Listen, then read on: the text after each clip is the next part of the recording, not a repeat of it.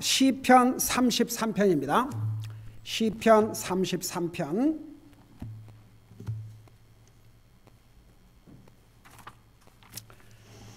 우리 다시 1절에서 3절까지 우리 같이 읽겠습니다.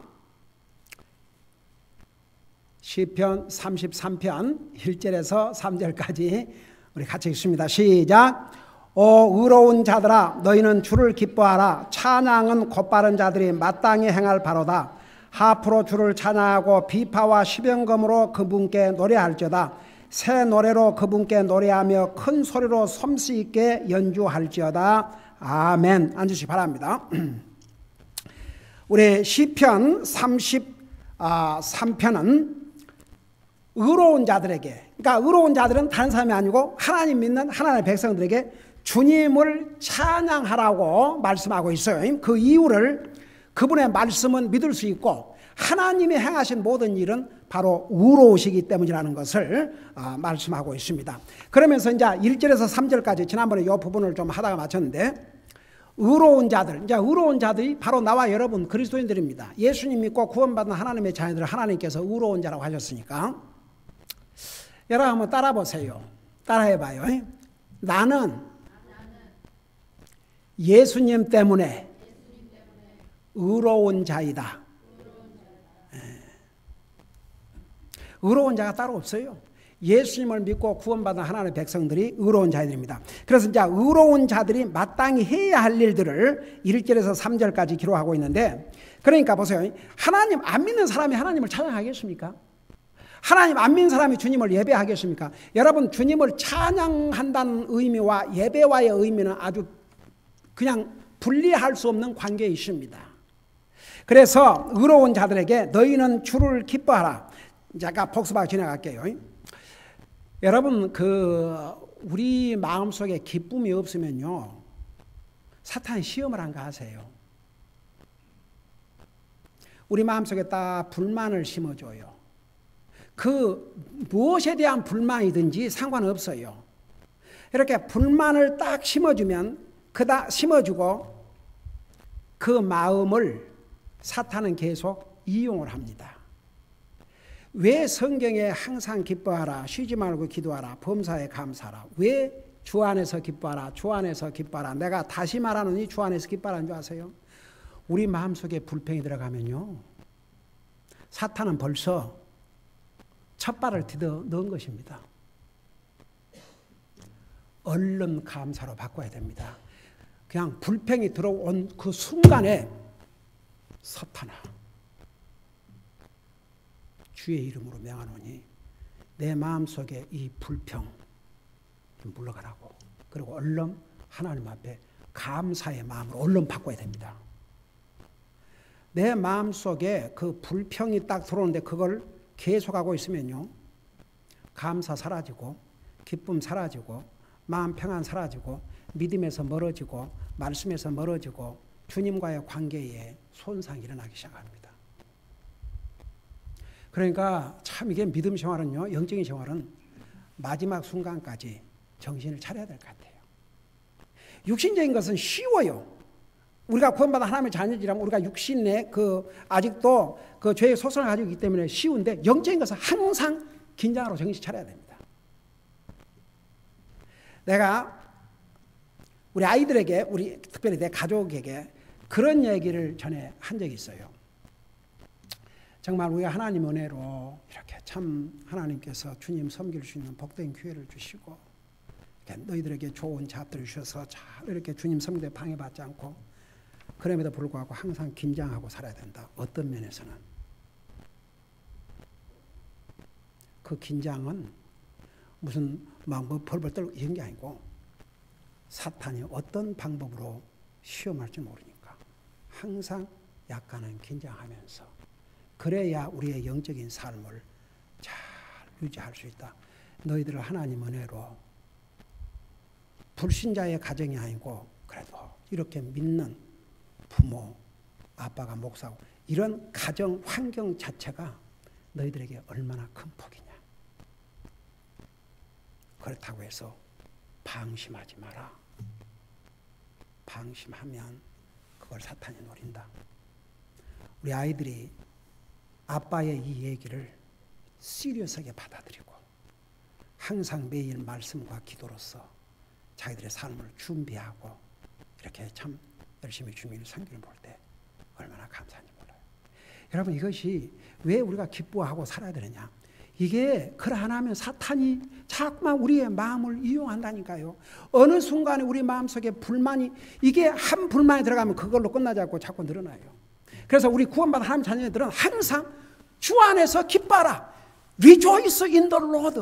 주님 때문에 기뻐하고 주님 안에서 기뻐하고 무조건 기뻐하고 무조건 감사하고 그러다 보면 진짜 감사하고 기뻐할 일이 생겨요.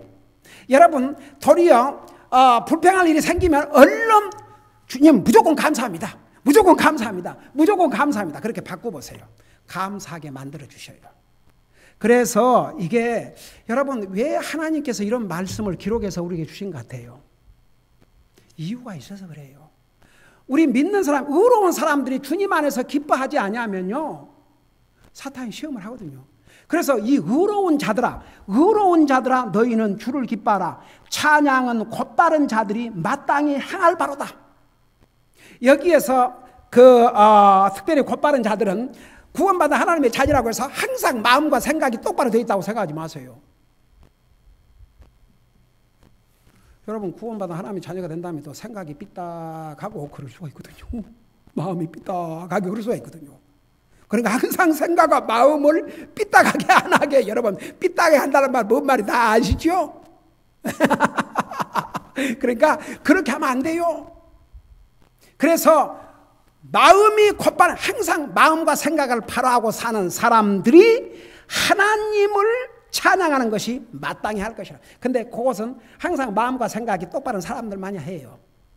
아무리 하나님의 자녀라 할지라도 그 마음이 삐뚤어져 있으면 어떻게 하나님을 찬양하고 하나님 어떻게 예배하고 하나님 섬기는 삶을 살겠습니까? 그리고 건다 할지라도 형식이 되죠.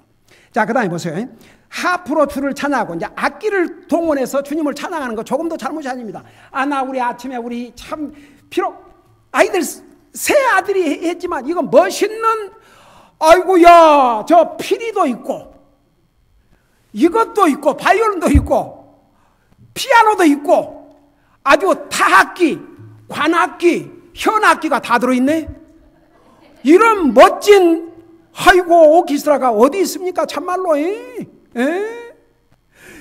하나님께서 그런 걸로 찬양을 하라 그랬어요. 이거 하프는 이 현악기네.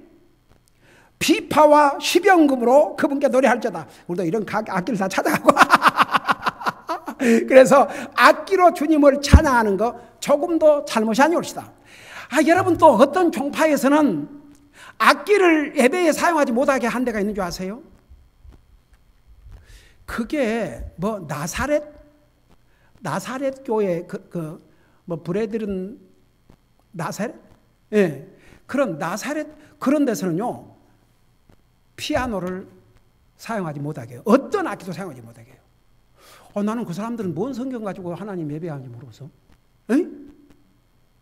우리가 있는 성경에는 그냥 악기를 다 동원하게 했잖아요. 그래요, 안 그래요? 여러분, 다윗은 악기를 만드는 재주도 있고 악기를 켜는 재주도 있고 참 별난 사람이었어. 우리 다윗은 전쟁도 잘하고 나중에 아주 왕도 되고 참말로 별걸 다 했어요. 예. 그러니까 보세요. 악기로 주님을 찬양하는 거. 우리 아이들이 이렇게 악기 배워가지고 세상에 그 얼마나 아름다워요. 예? 그래서 이런 악기로 주님께 노래할지어다. 새 노래로 그분께 노래하며 큰 소로 섬시게 연주할지어다. 자, 여기 이제 새 노래라는 걸 잠깐 설명하고 지나갈게요. 이 성경에는 새 노래라는 말씀이 참 많이 나와요. 이 새 노래의 정체가 뭐냐 이거예요? 우리는 맨날 아는 노래만 부르고 있는데 새 노래의 정체가 뭐냐 이거죠. 여러분, 지금 40절 3절에서 얘기하고 있고 똑같은 96편을 펴봐요. 시편 96편. 자, 이 새 노래라는 것이 뭘 의미하는 것이냐 이겁니다. 시편 96편. 자, 시편 96편 1절에 보면은 여러분 찾았어요? 자, 한번 같이 읽어봐요. 시작. 새 노래로 주께 노래하라. 온 땅이여 주께 노래할지어다. 이 새 노래로 노래하라 그랬거든요. 그 다음에 98장 1절을 봐요. 또 조금 더 넘어서 98장 1절. 자, 거기도 오, 새 노래로 주께 노래하라. 그 다음에 144편, 똑같은 시편 144편 9절을 봐요.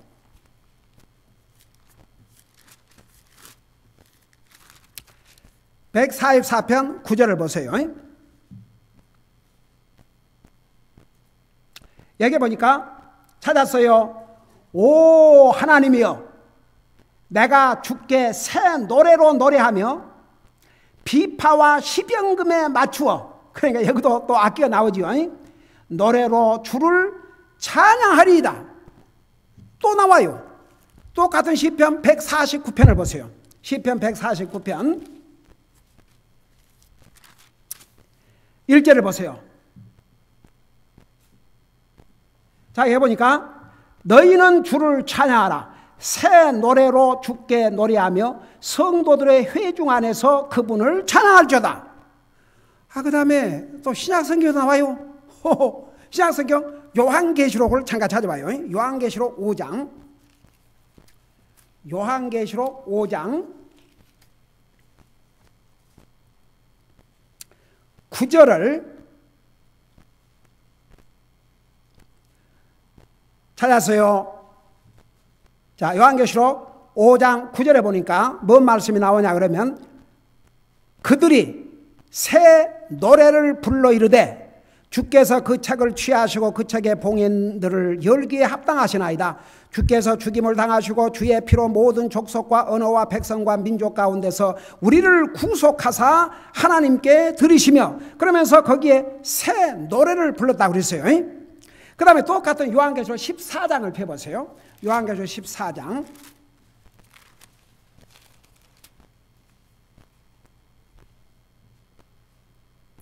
자, 거기 보니까 14장 3절에 뭐라 했어요? 그들이 왕자 앞에 내 짐승과 장로들 앞에서 새 노래 같은 것을 부르니 땅에서 구속받은 14만 4천 외에는 아무도 능히 그 노래를 배우지 못하더라. 자, 여러분 그동안에 구원받고 하나님의 자녀로서 믿음 생활하면서 그냥 기본적인 상식으로다가 이 새 노래가 무슨 뜻인 것 같아요? 열심히 점심 잡수했으니까 힘을 내서 열심히 대답해봐요. 새 노래가 뭘 같아요?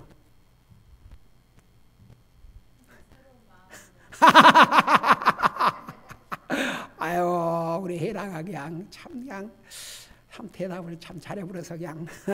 자, 보세요. 여러분 이 성경 조금 전에 다윗이 내가 새 노래로 주께 노래하며, 여러분 사실 시편 대부분이 다윗을 통해서 기록했거든요. 그 왜 시편이라 그랬냐 그러면 시의 형태로, 노래의 형태로 기록했다. 그래서 시편이라 그래요. 그래서 우리 신약 성경에도 보면 예배에 찬양 시도 있고 그러지 않습니까? 그러니까 다윗은 자기가 직접 하나님을 찬양한 노래를, 새 노래를 만들어서 이렇게 이제 하나님 성령의 감동을 받아서 지어가지고 하나 했어요. 그리고 이제 우리가 부르는 찬송이 있죠. 찬송가. 찬송가를 누가 지었어요? 크리스천들이, 그냥 사람들이 아니고 크리스천들이. 그 크리스천들 중에서도 정말 하나님의 은혜에 감사하고 의로운 자들이죠. 하나님을 찬양하기 위해서 그 노래를 기록을 했습니다. 그러니까 그 노래가 기록을 할 때는 새 노래지요. 자, 오랫동안 부르다 보니까 근다고 헛 노래가 된 게 아니고 이렇게 그동안 불려왔던 하나님을 찬양한 노래지요. 그래서 제가 이제 이 부분에 대해서 그 성경학자들이 어떻게 이 부분을 보는지 제가 많은 이제 그 리서치를 해봤어요. 두 가지예요. 첫째는 보세요. 지금도 어떤 사람이, 가령 예를 들어서 우리가 그 복음 찬송에서 부르는 그 He touched me, 주 붙드네 오 나를 붙드네, 그 찬송이 있죠. 현재 살아있어요. 그 양반은 뮤직을 통해서 정말 하나님 앞에 많은 영광을 들리는 빌 게이츠든가 그 마이크로소프트 빌 게이츠 말고 이름이 좀 비슷해요. 그분이 그 하나님의 타치함이 없이는 우리가 살 수 없다는 걸 깨닫고 그런데 얼마나 많은 그리스도인들 사이에서 불려지고 있습니까? 우리도 부르지 않습니까? 자주 가끔 He touched me.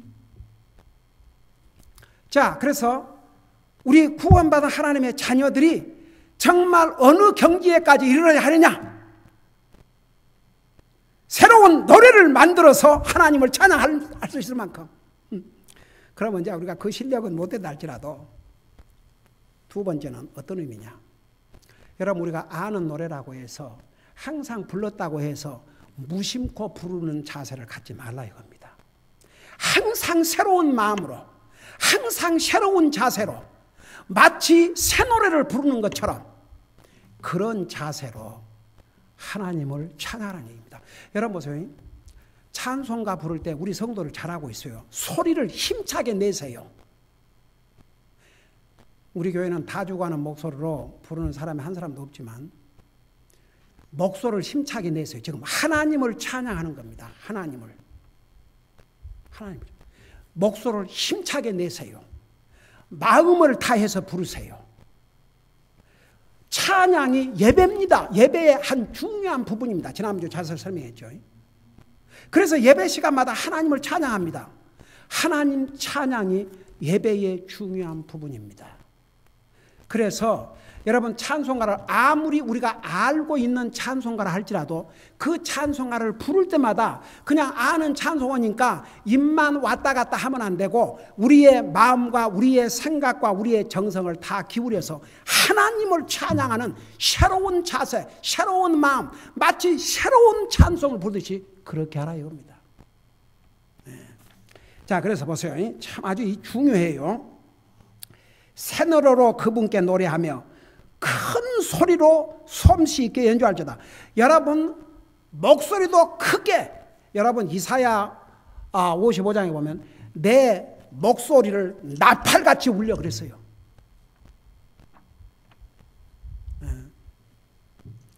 우리 크게 배에서부터 목소리를 내서 크게 부르고 싶으면 우리 윤영재한테 가서 개인 교섭을 좀 받아요.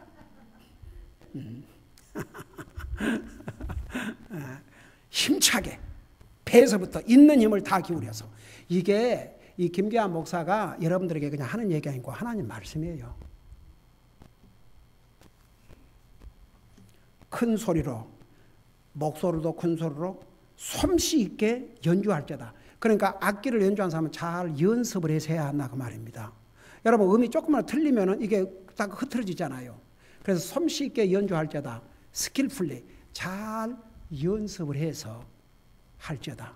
오늘 우리 새 아이들이 연주를 하는데 하나는 한 사람은 C를 내는데 한 사람은 D를 뿡 그러면 이제 이게 화음이 다 흩어져요, 안 흩어져요? 이게 화음이 안 맞으면요 아름답게 들리는 게 아니라 거슬려 버려요. 그래서 참 이게 그 스킬풀하게 솜씨있게 연주할 때다 잘 연습해서 연주하라 이겁니다. 그러니까 보세요. 이 영어로 보면요. 꼭 이 한국말로 보면 악기만 큰 소리로 하라 그렇게 잠깐 오해할 수 있잖아요. 근데 영어를 보세요. 영어로 보면 Sing unto him a new song. Play skillfully with a loud voice. 그러니까 loud voice로 sing도 그렇게 하고 악기도 그렇게 하고. 자, 그 다음에 보세요. 이제 여러분 잘 이해됐어요? 새 노래의 뜻이 무엇인지. 새 노래는 의미가 이런 의미입니다. 새 노래는 내가 정말 내 주님의 은혜를 감사하고 주님을 찬양하고자 하는 마음에서 내가 정말 새로운 노래를 만들 경지에 이르러야 돼. 하면 더 좋고. 그렇지 못한다 할지라도. 그리고 우리가 부르는 찬송가 다 크리스찬들이 썼습니다. 크리스찬들이 하나님 은혜에 감사해가지고. 여러분 보세요. 나 같은 죄인 살리신 그 유명한 어메이징 그레이스, 그 찬송가를 지은 사람이 어떤 사람이었습니까?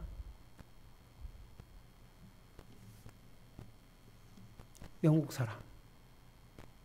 사람을 팔아서 노예 장사해가지고 살았던 사람입니다. 그 사람이 풍랑을 만나 죽게 됐지요. 하나님 은혜로 살았지요. 그가 자기가 얼마나 추악한 죄인이라는 것을 깨닫고 그가 하나님 앞에 손들고 나 같은 죄인 살리려 한번 생각해 봐요. 하나님이 찬송 지어서 주신 거 아닙니다. 하나님을 믿고 구원받고 하나님의 은혜가 어떤 것을 깨닫는 이 크리스천이 지은 거죠. 우리가 그런 경지에까지 이르지 못한다 할지라도 이미 하나님의 사람들이 하나님의 은혜와 그 감동으로 기록한 이 찬송가, 아무리 우리가 오랫동안 부르고 아무리 잘 아는 찬송이라도 항상 부를 때마다 새로운 노래를 배워서 부르듯이 그런 자세와 그런 마음으로 불러야 한다고 말입니다. 이게 다 하나님을 예배하는 한 행위입니다.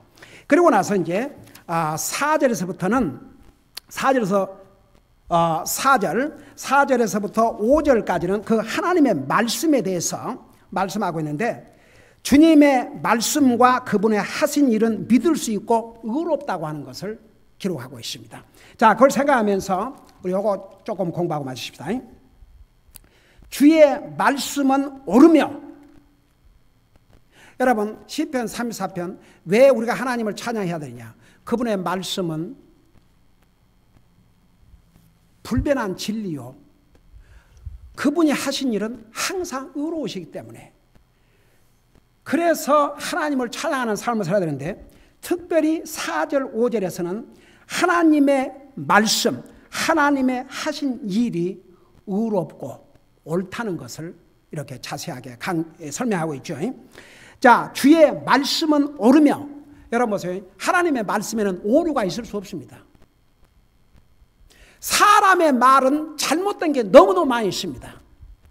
전에 하는 말이 틀릴 수도 있고 사람의 말은 오류투성입니다. 그러나 하나님의 말씀에는 오류가 없습니다.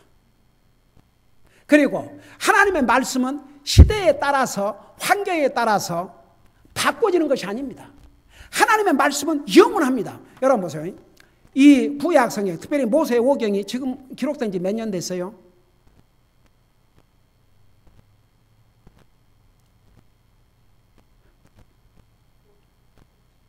지금으로부터 몇 년 됐어요? 얼른 얘기하세요. 제 숨 넘어가기 전에. 아이고 주여, 그 6,000년은 또 잘 기억했네. 그 6,000년은 그래도 그거라도 잘 기억하고 있으니까 에이멘.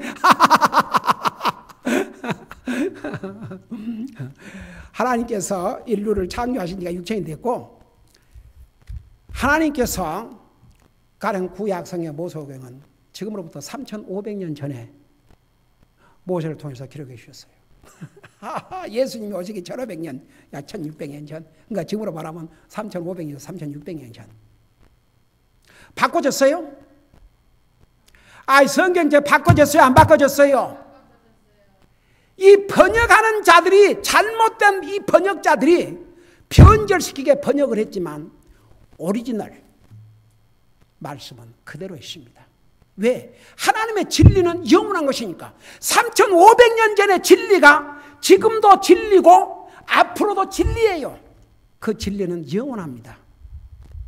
그래서 하나님의 말씀은 믿을 수 있는 진리예요. 그러니까 하나님 믿는 거예요. 하나님 말씀은 믿을 수가 있고 하나님의 하신 일은 다 의로우셔요. 하나님의 말씀에 오류가 없어요. 어떨 때는 내 생각과 안 맞다 해도 하나님 말씀은 절대적으로 옳아요. 여러분, 하나님의 말씀은 절대적이고 사람의 생각은 전부 상대적입니다. 경우에 따라서는 내 생각이 맞을 수도 있고 틀릴 수도 있고, 경우에 따라서 내 말이 맞을 수도 있고 틀릴 수도 있어요. 아이고, 정치가들이 하는 말들은요, 아이고요, 시시각각으로 변해요. 시시각각으로 변해요. 여러분 그거 아세요? 가령 똑같은 민주당 의원이 민주당 대통령이 집권할 때는 그걸 그렇게 찬성하고 어떤 것은 반대했는데 똑같은 내용을 공화당 대통령이 얘기하니까 그거 절대 지지할 수 없다 그래요. 그놈의 주둥아리 진짜 아이고 기가 막혀서 그 혀를 그냥 그러니까 방송에서 보도하면서 몇 년 전에 가령 민주당 대통령이 집권할 때에 그 하던 말과 지금 하는 똑같은 서브젝트인데 완전히 다른 말을 하고 있어요. 그래서 세상에 믿을 수 없는 게 정치가들의 말이에요. 하나님의 말씀은 영원한 진리예요. 바꿀 필요가 없어요. 그래서 요한계시록을 마무리할 때 이 책에 기록된 이 말씀에 더하지도 말고 빼지도 말라. 만일 이렇게 쉽게 말하면 변질시키는 자들에게는 이 요한계시록에서 얘기하고 있는 모든 화가 그에게 임하리라 그랬어요. 주의 말씀은 옳으며 그분의 모든 일은 진리 안에서 이루어지는도다. 자, 요거 설명 마칠게요. 하나님께서는 하나님의 말씀을 거슬려서 그 어떤 일도 안 하셔요. 사람은 말은 그렇게 해놓고 말과는 전혀 반대의 일을 하고 살아요. 사람들은요. 근데 하나님은 우리에게 주신 진리의 말씀 그 안에서만 행하셔요. 하나님께서 주신 진리의 말씀을 거슬려서 다른 일을 안 하셔요. 얘기했잖아요. 제가 자주 얘기했지만 그 뭐 쓰리아 떼레스인가 뭔가 아이고 주여 그거는 성경 필요 없대요. 성경 옛날에 나는 그런데 가본 지도 없고 그랬지만 나는 이미 얘기를 했어요. 그때 거기 갔다 온 사람들이 별의별 말다 그래서 그런데 가지 말아주세요. 우선 성경을 가지고 갈 필요 없다는 그것부터가 잘못된 것이라는 거. 하나님께서 우리에게 기록된 완성된 말씀을 주시고 이 말씀과 거슬리는 얘기를 누가 했다면 그건 하나님에게서 온 게 아니고 사탄에게서 온 것이거든요. 그래서 하나님은 보세요. 하나님도 하실 수 없는 것이 하나 있다 그랬는데 전지전능하신 하나님께서 하실 수 없는 것이 있다 그랬는데 그게 뭐라고 그랬어요? 거짓말. 와, 그 대답은 다 잘하시네. 에이맨이다, 에이맨이다. 그거 하나라도 잘 알고 있으면 에이맨. 그러면 여러분 믿으면 견고해요. 여러분 믿으면 틀림없어. 정말 그냥 온 식구가 동시에 대답이 나오네. 하나님은 거짓말을 하실 수 없어요. 세상에 하나님에게도 불가능한 게 있는데 하나님도 하실 수 없는 게 있는데 하나님은 거짓말을 하실 수 없어요. 왜 그런 줄 아세요? 하나님은 진리 하나님이시기 때문에. 그래서 하나님 자신도 어떤 일을 행하셔도 이미 하나님께서 주신 말씀 안에서 행하시지 절대 하나님 기록된 말씀에 거슬려서 얘기 안 하셔요. 그러니까 어떤 사람이 무슨 별 얘기를 해도 여러분 그거 들을 필요 없어요. 그거 하나님 이렇게 물어보세요. 누가 그러면 그 하나님 말씀이 있느냐? 그 하나님 말씀에는 없지만은 그러고 나오면 때려치우라 그러세요. 때려치우. 하나님 말씀에 없는 건 우리가 들을 필요도 없고 얘기할 필요도 없어요. 왜? 하나님도 진리 안에서 우리에게 주신 말씀 안에서만 모든 것을 행하시기 때문에 그래서 그분의 말씀은 다 옳고 그러니까 그분이 하신 모든 일은 다 의로우실 수밖에 없지요. 기도하십시다. 사랑의 아버지 은혜와 사랑을 감사드립니다. 우리를 구원하여 하나님의 자녀 삼으시고 오늘도 주님을 예배하고 섬길 수 있게 하시고 주님의 진리를 배울 수 있게 해주셔서 너무나 감사드립니다. 우리는 구원받은 하나님의 백성들이요 의로운 하나님의 백성들입니다. 항상 하나님을 찬양하는 삶, 항상 하나님을 예배하는 삶을 살게 하여 주시옵시고 우리가 찬송가를 부르든 하나님 말씀을 읽고 듣든 무엇을 하든 하나님을 예배한다는 사실을 잊지 말게 하여 주시옵시고 우리의 삶 자체가 하나님을 찬양하는 삶, 하나님을 예배하는 삶을 살게 하여 주시옵시고 주님의 말씀은 진리입니다. 결코 변함이 없는 이 진리의 말씀 위에 우리의 믿음을 굳건히 세워나갈 수 있도록 도와주시옵소서. 감사합니다. 사랑합니다. 예수님의 이름으로 감사 기도드리옵나이다. 아멘.